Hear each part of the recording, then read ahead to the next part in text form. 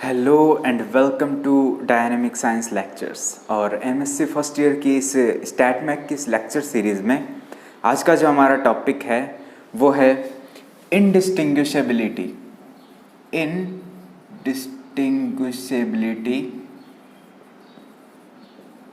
And quantum statistics. ठीक है, इस इनडिस्टिंग्विशेबिलिटी का क्वांटम स्टैटिक्स से क्या लेना देना है। ठीक है, अब देखो इनडिस्टिंग्विशेबिलिटी क्या होती है। वो होती है कि मान लो कोई भी सिस्टम है आपके पास, ठीक है, कोई भी सिस्टम है जिसमें बहुत सारे पार्टिकल्स हैं। ठीक है, अब मान लो कि कोई भी दो पार्टिकल्स हैं। ठीक है, बात क्या है, दोनों पार्टिकल्स क्या होने चाहिए, आइडेंटिकल होने चाहिए। मैं पहले इनडिस्टिंग्विशेबिलिटी बता रहा हूं कि दो पार्टिकल्स हैं, दोनों आइडेंटिकल हैं। अब ये इनका जो पोजीशन और जो स्पिन कोऑर्डिनेट्स है, मैं क्या बोल रहा हूं, पोजीशन एंड स्पिन कोऑर्डिनेट्स, वो क्या हो जाए, सेम हो जाए। ठीक है, इनका पोजीशन और कोऑर्डिनेट्स, पोजीशन जो स्पिन कोऑर्डिनेट्स है वो क्या हो जाए, सेम हो जाए। तब आप क्या है, इनको डिस्टिंग्विश नहीं कर सकते, या फिर कह सकते हो इनको आप आइडेंटिफाई नहीं कर सकते कि कौन सा पार्टिकल कौन सा है। ठीक है, इस चीज को बोला जाता है इनडिस्टिंग्विशेबिलिटी। अब बात है कि इस इनडिस्टिंग्विशेबिलिटी का क्वांटम स्टैटिक्स से क्या लेना देना है। ठीक है, अब देखो हम दो कैटेगरी में डिवाइड कर देते हैं। ठीक है, पहला तो है क्लासिकल स्टैटिस्टिक्स। ठीक है, और दूसरा मैं यहां पे लिख देता हूं क्वांटम स्टैटिस्टिक्स। ठीक है, देखो क्लासिकल स्टैटिस्टिक्स में क्या होता है कि मान लो कि आपने वही सिस्टम ऑफ n पार्टिकल्स लिया है। ठीक है, तो हर एक पार्टिकल, ठीक है, उसकी अपनी एक इंडिविजुअलिटी होती है।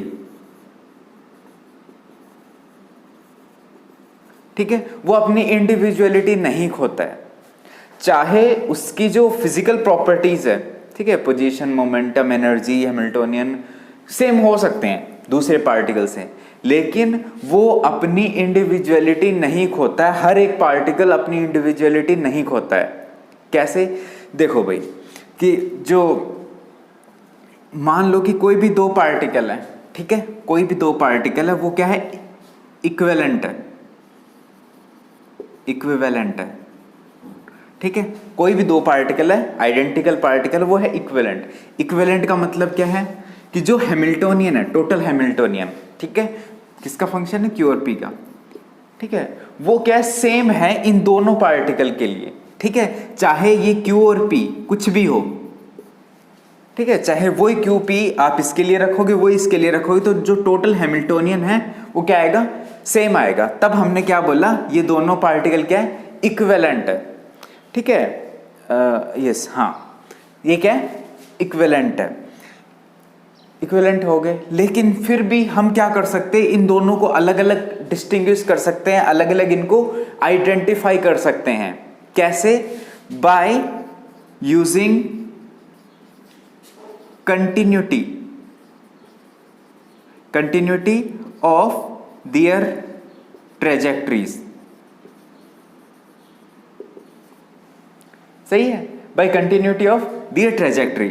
अब देखो QI और PI का ऐसा कॉम्बिनेशन जिससे इसका एनर्जी तो सेम हो गया, लेकिन अगर आप फेज स्पेस के अंदर हर एक पार्टिकल के लिए जो ट्रेजेक्ट्री ड्रॉ करोगे, ठीक है, कि अलग अलग, ये मान लीजिए ये QIs है, ये मान लीजिए PIs है, तो वो ट्रेजेक्ट्री क्या होगा, अलग अलग होगा। इस पार्टिकल के लिए मान लीजिए ये होगा, इस पार्टिकल के लिए मान लीजिए कुछ ऐसा होगा। सही है, हो सकता है उनका टोटल हैमिल्टोनियन सेम हो जाए, इक्विवेलेंट है तभी बता रहे हैं। लेकिन मान लो अगर कोई भी ऑब्जर्वर बैठा है बाहर, ठीक है, वो क्या करता है, हर एक पार्टिकल को, ठीक है, इंडिविजुअली आइडेंटिफाई कर सकता है, उसको मतलब उसकी ट्रेजेक्ट्री को कंटिन्यूअसली देखकर, ठीक है, उसको क्या कर सकता है, आइडेंटिफाई कर सकता है कि ये पार्टिकल तो ये था और ये पार्टिकल ये था। ये तो खेल है क्लासिकल मैकेनिक्स में। ठीक है, इसका हम एक एग्जाम्पल ले लेते हैं। ठीक है, इसका हम क्या ले लेते हैं, एक एग्जाम्पल ले लेते हैं। एग्जाम्पल इसने क्या दे रखा है, वो है मान लो कि कोई आइडियल गैस है। ठीक है, आइडियल गैस एट एनटीपी। ठीक है, नॉर्मल टेम्परेचर प्रेशर, ये हो गई आपकी आइडियल गैस। और ये है आपका 1 सेंटीमीटर क्यूब का कोई भी बॉक्स है। ठीक है, 1 सेंटीमीटर क्यूब का कोई भी बॉक्स है। अब ये बता रहा है कि जो मॉलिक्यूलर डेंसिटी है, मॉलिक्यूलर डेंसिटी, ठीक है, वो बता रहा है कि 10⁻19 मोल पर सेंटीमीटर क्यूब। ठीक है, जो मॉलिक्यूलर डेंसिटी, अभी मैं दिखा नहीं रहा, दिखाऊंगा, बाद में दिखाऊंगा क्या है। जो मॉलिक्यूलर डेंसिटी वो 10⁻19 मोल पर सेंटीमीटर क्यूब है। इसका मतलब क्या है, वॉल्यूम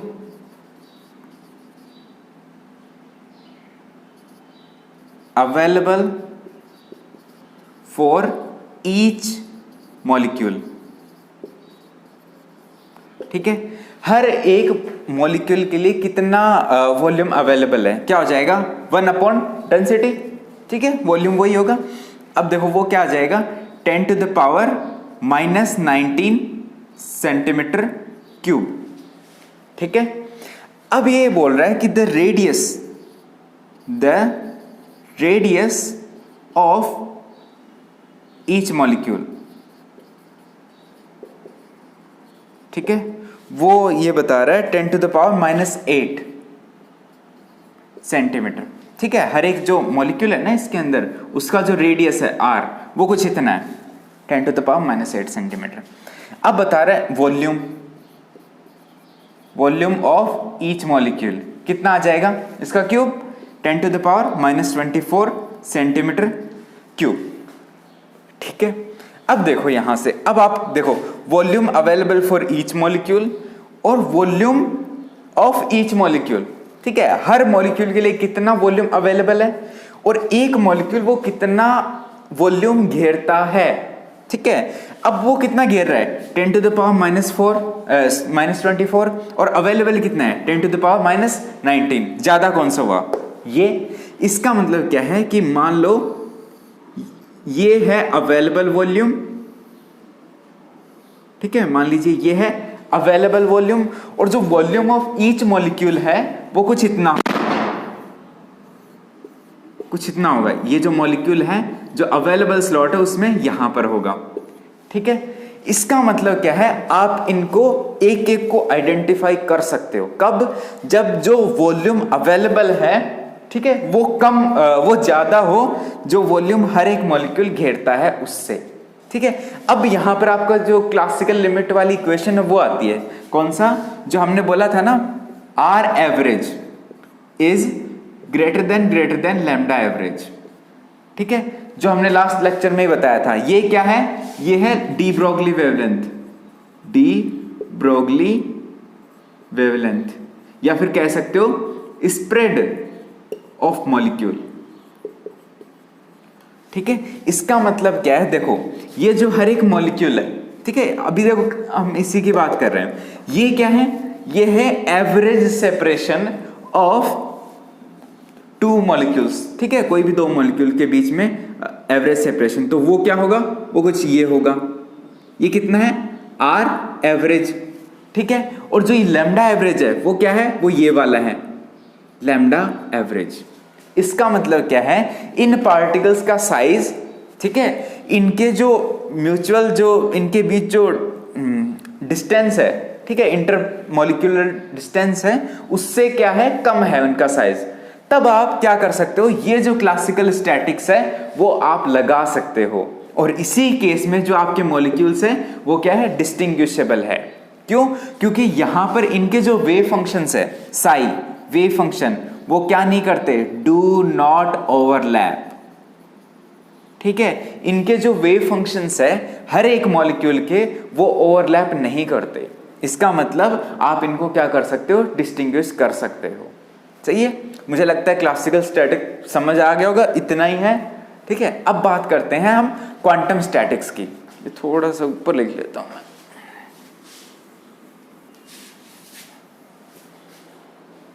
अब हम बात करेंगे क्वांटम स्टैटिस्टिक्स। ठीक है, अब वही एग्जाम्पल बिल्कुल वैसा है। देखो क्या है, पहले एग्जाम्पल बताएं या वैसे? चलो देखो, एक तो आप क्लासिकल स्टैटिक की बात करते हो, क्वांटम स्टैटिक की बात करते हो। इसके अंदर एक जो एक्स्ट्रा चीज आती है, एक्स्ट्रा फिनोमेना कह दो, एक्स्ट्रा प्रिंसिपल कह दो, या फिर कुछ भी कह दो, जब आप मैक्रोस्कोपिक स्केल से माइक्रोस्कोपिक स्केल के ऊपर जाते हो, क्लासिकल से क्वांटम पे जा रहे हो, इसका मतलब मैक्रोस्कोपिक स्केल से माइक्रोस्कोपिक स्केल पर जा रहे हो। जब आप वहां जाते हो तो आपको एक आदमी मिलता है, वो है हाइजेनबर्ग। ठीक है, तो इसका जो मेन है प्रिंसिपल है, जिसके ऊपर आपका पूरा क्वांटम मैकेनिक्स टिका हुआ है, वो है हाइजेनबर्ग अनसर्टेनिटी प्रिंसिपल। जब आप उस टाइप के सिस्टम की बात करते हो, तब हाइजेनबर्ग अनसर्टेनिटी प्रिंसिपल की वजह से, ठीक है, आप पार्टिकल को लोकलाइज नहीं कर सकते। You can not localise the particles. ठीक है, जो क्वांटम स्टैटिक्स है उसका सबसे बड़ा इश्यू या कह दो मुद्दा वो यही है, आप पार्टिकल्स को लोकलाइज नहीं कर सकते। ठीक है, इसका मतलब क्या है, जैसे यहां पर हमने क्लासिकल मैकेनिक्स में देखा था कि जैसे आप ये फील्ड स्पेस ड्रॉ करते हो QP किसी भी पार्टिकल के लिए, तो आप वहां पर पॉइंट लगाते हो, ठीक है, रिप्रेजेंटेटिव पॉइंट, और वही पॉइंट क्या करता है, टाइम के साथ इवॉल्व करता है किस तरह से भी, और फिर आप उसको मिला देते हो। ये हो गया इसका फेज स्पेस ट्रेजेक्टरी। ठीक है, लेकिन क्वांटम मैकेनिक्स में ऐसा नहीं होता कि ये मान लो Q है, ये P है, ये फेज स्पेस है, आप कोई पॉइंट लगा दो, ये हो ही नहीं सकता क्वांटम मैकेनिक्स में। क्यों? Because of uncertainty principle, delta x delta px is greater than equals to h cross by 2। Minimum uncertainty है वो है h क्रॉस बाई 2। ठीक है, इसका मतलब आप रफली जो ड्रॉ कर सकते हो वो कुछ इस तरह का फजी टाइप का कुछ ड्रॉ कर सकते हो, बस आप एक वो पॉइंट नहीं लगा सकते। आप उसका जो आपका कंप्लीट ट्रेजेक्टरी कह सकते हो, फिर एक्यूरेट ट्रेजेक्टरी है, जिस तरह से आपने यहां पर एक्यूरेट ट्रेजेक्टरी बता दिया ना, आप वो यहां पर नहीं कर सकते। अगर ट्रेजेक्टरी नहीं बता सकते, इसका मतलब आप पार्टिकल को लोकलाइज नहीं कर सकते। अगर मान लो कि किसी तरीके से आपने उसका मोमेंटम लोकलाइज कर दिया, तो आप उसका पोजीशन नहीं बता सकते। ठीक है, एक्यूरेटली नहीं बता सकते अप टू आर्बिट्रेरी प्रेसिजन। ठीक है, ये है आपका अनसर्टेनिटी प्रिंसिपल। अब बात करते हैं कि जब ऐसा कुछ सीन आता है, जब आपका ये जो कह सकते हो जो वेव फंक्शंस है वो ओवरलैप कर जाते हैं, पार्टिकल्स के वेव फंक्शंस ओवरलैप कर जाते हैं, किसमें? जब आप इस तरह के सिस्टम को स्टडी करते हो। ठीक है, तब आपको क्या करनी पड़ती है? क्लासिकल स्टेट अप्लाई करनी पड़ती है। ठीक है, अब हम ऐसा ही एक एग्जांपल ले लेते हैं। ठीक है, मान लो कि वही एक बॉक्स है 1 सेंटीमीटर क्यूब का। ठीक है, 1 सेंटीमीटर क्यूब का बॉक्स है। अब इस बार हम किसको स्टडी कर रहे हैं? हम स्टडी कर रहे हैं इलेक्ट्रॉन गैस, या फिर कह सकते हो एक आपका कंडक्टर। ठीक है, कंडक्टर ऑफ 1 सेंटीमीटर क्यूब। ठीक है, 1 सेंटीमीटर क्यूब का कोई कंडक्टर है, मान लीजिए आपका कॉपर है। ठीक है, इसके लिए अब आपको क्या चाहिए? जो इलेक्ट्रॉन्स है, ठीक है, जो इलेक्ट्रॉन्स है उनका डेंसिटी। ठीक है, अब मैं पहला लिख देता हूं इलेक्ट्रॉन डेंसिटी। ठीक है, इस कंडक्टर के अंदर वो दे रखा है 10 टू द पावर 22 पर सेंटीमीटर क्यूब। ठीक है, क्या दे रखा है? 10 टू द पावर 22 हर एक इलेक्ट्रॉन के लिए। ठीक है, ये दे रखा है। अब इसका मतलब क्या है? Volume available, volume available for each electron. ठीक है, हर एक इलेक्ट्रॉन के लिए कितना वॉल्यूम अवेलेबल हो गया? इसका फ्लिप कर दो, कितना हो गया? 10 to the power -22 centimetre cube. ठीक है, इतना वॉल्यूम क्या है? अवेलेबल है। अब ये बता रहा है कि देखो जो इलेक्ट्रॉन आपका कंडक्ट करेगा उसके पास एनर्जी होगा, एक्स्ट्रा एनर्जी। तो मान लो इफ एनर्जी ऑफ इलेक्ट्रॉन वो है 1 इलेक्ट्रॉन वोल्ट, ठीक है, उस इलेक्ट्रॉन का एनर्जी है वो 1 इलेक्ट्रॉन वोल्ट है। तो उस केस में उसका मोमेंटम क्या होगा? मोमेंटम होगा px equals to square root of 2me, यही होता है। वैल्यू पुट करते हो तो आपके पास आएगा 0.5 इंटू 10 टू द पावर -19 अर्ग सेकेंड सेंटीमीटर इनवर्स, ये आता है भाई, ठीक है। ये आ गया मोमेंटम। ये हो गया एक पॉइंट, ये दूसरा पॉइंट, ये तीसरा पॉइंट, ठीक है, इतनी बात हुई। अब फोर्थ पॉइंट की बात करते हैं। आपके पास मोमेंटम है, ठीक है। जब आपके पास मोमेंटम है तब आप क्या निकाल सकते हो? अनसर्टेनिटी इन पोजीशन, या फिर कह सकते हो spread of molecule in space. Spread कह दो, या फिर कह दो लैम्डा एवरेज, जो आपका डी ब्रोगली वेवलेंथ है। क्या होगा वो? यहां से होगा h/px, यही होता है। जब आप ये निकालते हो तो वो आता है 13 इंटू 10 टू द पावर -8 अर्ग सेंटीमीटर, ठीक है, लेंथ है। अब देखो, अब आपके पास स्प्रेड आ गया, ठीक है, जो आपका मॉलिक्यूल है उसका स्प्रेड आ गया, ठीक है, ये लैम्डा एवरेज स्प्रेड आ गया। इसका मतलब क्या है? अब आप क्या निकाल सकते हो? वॉल्यूम, ठीक है, स्प्रेड आ गया, इसका मतलब आप क्या निकाल सकते हो? Volume of electron. जो इलेक्ट्रॉन है उसका वॉल्यूम, कितना वो वॉल्यूम घेरता है एक इलेक्ट्रॉन, कितना आएगा? इसका क्यूब, लैम्डा एवरेज का क्यूब कितना आएगा? यहां से कर दो, वो आता है 10 to the power -22 centimetre. Oh sorry, ये तो दे ही रखा है। हाँ, इसका आप क्यूब करते हो तो ये आएगा 2 into 10 to the power -21 centimetre cube, ठीक है। अब देखो, यहां पर देखो, आपने लैम्डा एवरेज निकाला, वहां से आप वॉल्यूम निकाल सकते हो, सीधी सी बात है। ये है इसका मतलब, अगर आप इलेक्ट्रॉन को स्फेरिकल मानो तो आप इसी का क्यूब आएगा। ये वॉल्यूम किसका है? वॉल्यूम ऑफ कंडक्शन इलेक्ट्रॉन, ठीक है, क्योंकि देखो इसके पास एनर्जी है 1 इलेक्ट्रॉन वोल्ट की, तभी वो कंडक्ट कर पा रहा है। अब देखो कंडक्शन इलेक्ट्रॉन का वॉल्यूम कितना हुआ? इतना, 10 टू द पावर -21। और ये जो volume available for each electron है वो कितना है? 10 टू द पावर -22। कौन सा बड़ा हुआ? ये वाला बड़ा हुआ। इसका मतलब क्या है? जब आप ये लगाते हो volume available for each electron, वो कुछ इस तरह का देखो, ठीक है। अब जो आपका वॉल्यूम है हर एक इलेक्ट्रॉन को अगर आप फिट करते हो तो वो कुछ इस तरह का आता है, ऐसा ही आएगा।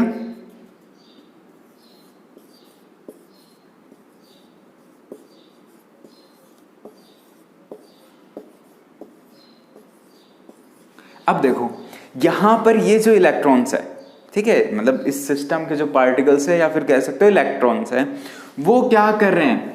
उनका वेव फंक्शन है वो ओवरलैप कर रहा है। साई है वो कर रहा है ओवरलैप। वेव फंक्शन क्या कर रहा है? ओवरलैप कर रहा है। या फिर कह सकते हो कि ये जो अवेलेबल वॉल्यूम है हर एक आपके इलेक्ट्रॉन के लिए अवेलेबल वॉल्यूम, वो क्या है? ज्यादा कम है the volume of the electron. इस वजह से जो आपका वेव फंक्शन है वो क्या कर जाएगा? ओवरलैप कर जाएगा, और आप हर एक पार्टिकल को या फिर कह सकते हो हर एक इलेक्ट्रॉन को अब डिस्टिंग्विश नहीं कर सकते, ठीक है, क्योंकि वेव फंक्शन क्या हो चुका है? ओवरलैप हो चुका है। अब यहां पर कंडीशन क्या आई? जो क्वांटम लिमिट वाली कंडीशन आई, वो I R average is less than lambda average, ठीक है। लैम्डा एवरेज कितना है? ये है, और आर एवरेज तो कुछ यही रह गया, सही है। तो जो लैम्डा एवरेज है वो जो आपके इंटर पार्टिकल डिस्टेंस है उससे काफी ज्यादा है, ठीक है। उस केस में आपको क्या करना पड़ेगा? क्वांटम स्टैटिक अप्लाई करना ही पड़ेगा। आप क्वांटम स्टैटिक के साथ क्लासिकल स्टैटिक के साथ स्टिक नहीं रह सकते, ठीक है। तो उम्मीद है कि आपको ये इनडिस्टिंग्विशेबिलिटी समझ आया होगा, और अभी हम आगे इस पर और चर्चा करेंगे जो आपके डिस्ट्रीब्यूशंस लॉ हैं, और ठीक है। तो थैंक यू फॉर वॉचिंग।